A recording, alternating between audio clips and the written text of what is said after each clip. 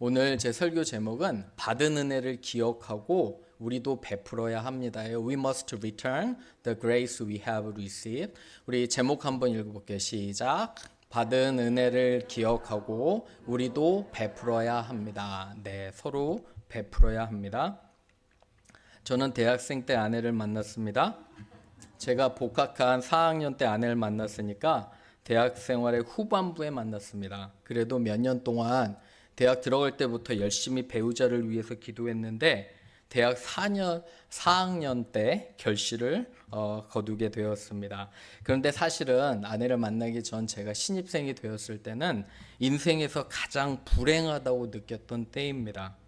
저희 가정에 대해서 여러분께 몇 번 말씀드렸지만 저희 아버지는 술을 정말 좋아하셨고요. 술 때문에 돌아가셨습니다. 어머니는 그 아버지 옆에서 정말 너무 힘들어 하셨고요. 제가 그래서 대학 신입생이 되었을 때 가장 인생에서 행복한 시간에 저는 제일 불행했습니다.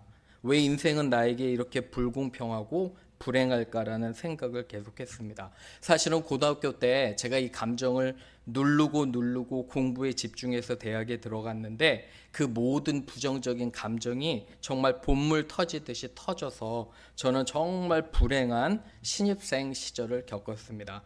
그런데 1학년 말쯤에 제 친구 하나가 성경 공부를 가자고 했어요.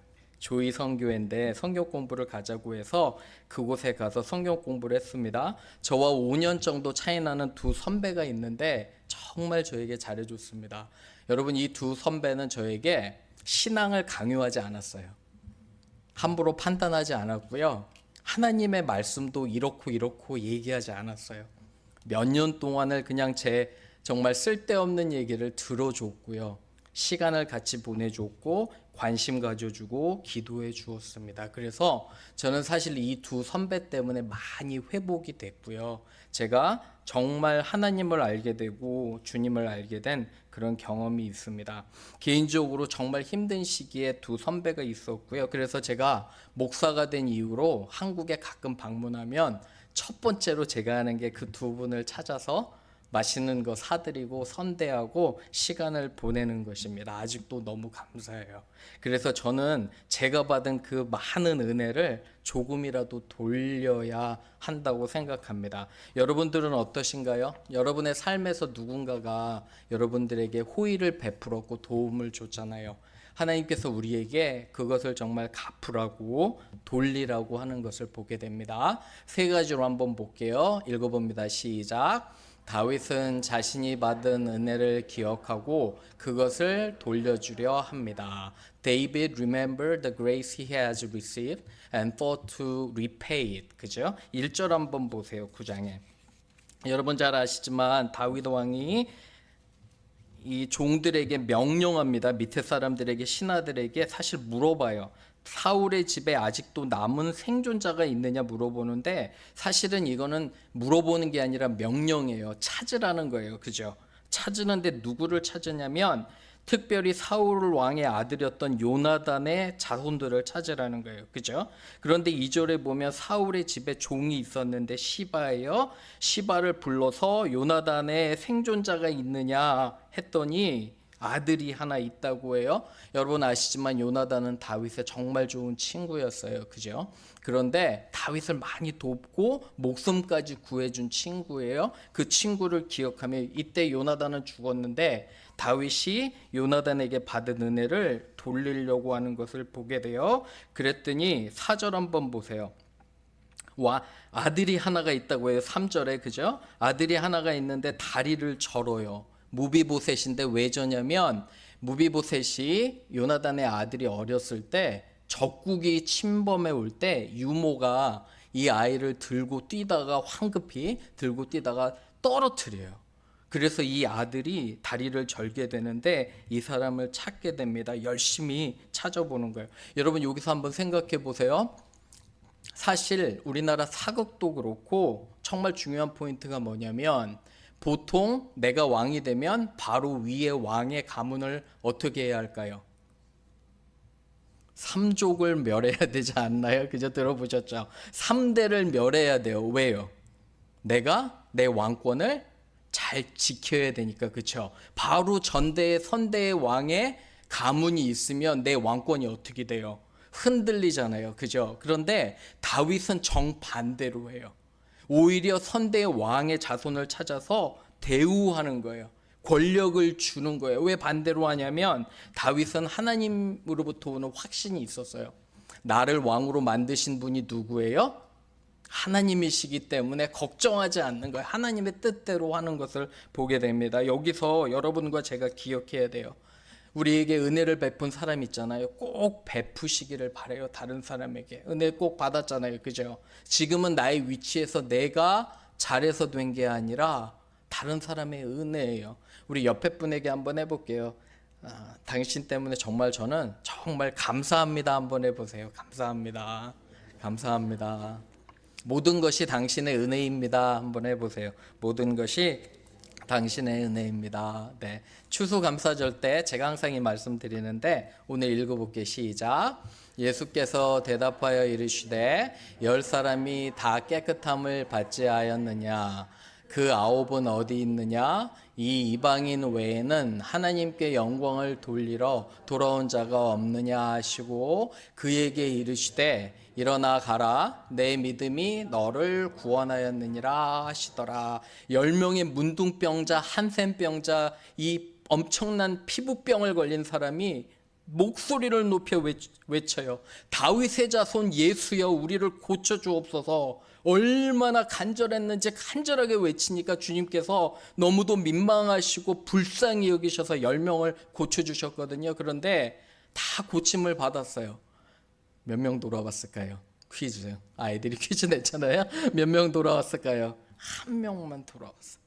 한 명만 돌아와서 주님께 감사합니다. 주님 했는데 예수님께서 이런 말씀하시는 거예요. 가라 내 아들아 내 믿음이 너를 구원하였느니라. 왜 감사가 믿음까지 연결이 될까요? 생각해 보셨어요? 왜 감사가 믿음까지 연결이 될까요? 하나님을 믿는 사람은 감사할 수밖에 없어요. 아멘. 하나님을 믿는 사람은 하나님께서 나를 여태까지 인도해 주심을 내가 너무도 잘 알기에 나는 너무너무도 감사한 거예요. 그렇죠? 받은 은혜를 돌리는 우리가 되기를 주님의 이름으로 축원합니다. 아멘. 두 번째 읽어봅니다. 시작. 다윗은 구체적으로 은혜를 베푸는 것을 실천합니다. 5절 한번 보세요.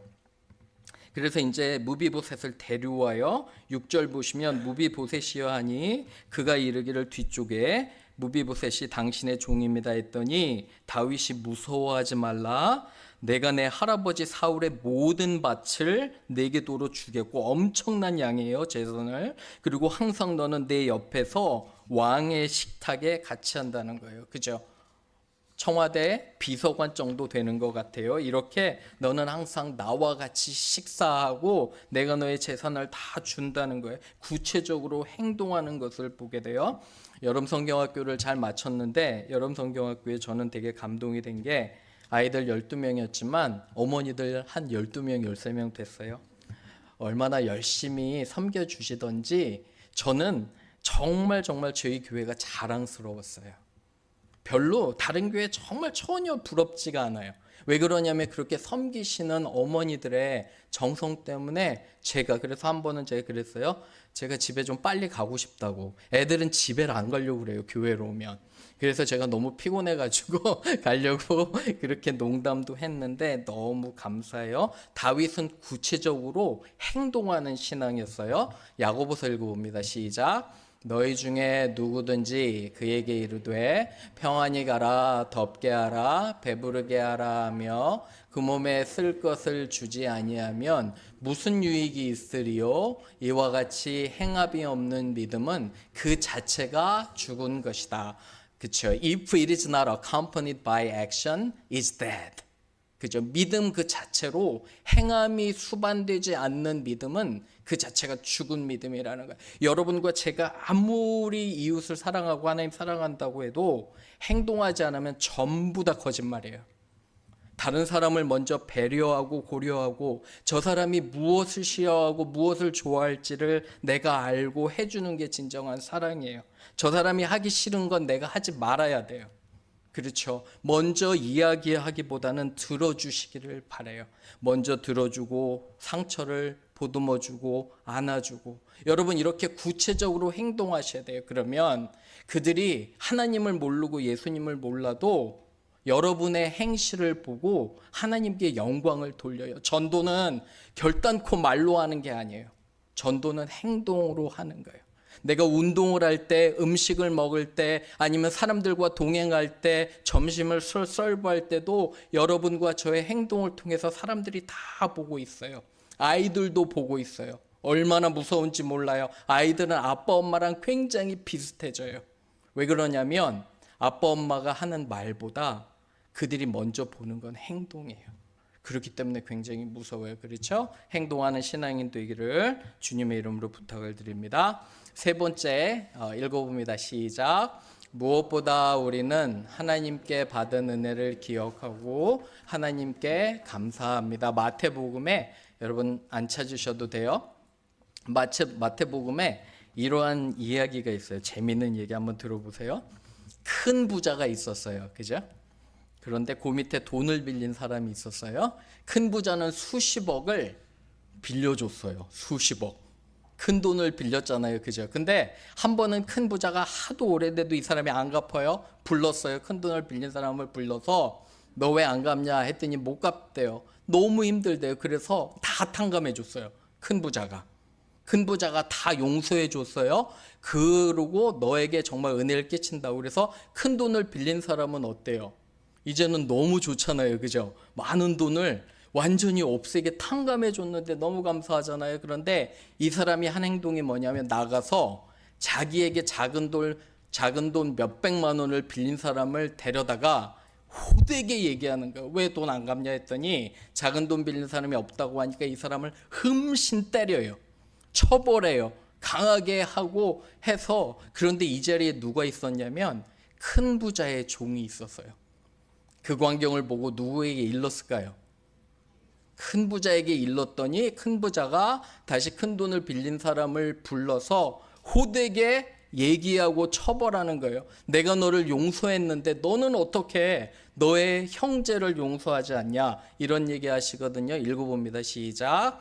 이에 주인이 그를 불러다가 말하되 악한 종아 내가 빌기에 내가 내 빚을 전부 탕감하여 주었거늘 너는 불쌍히 여김과 같이 너도 내 동료를 불쌍히 여김이 마땅하지 아니하냐 하고. 이 말씀은 뭐냐면 하나님께서 우리에게 말씀하시는 거예요.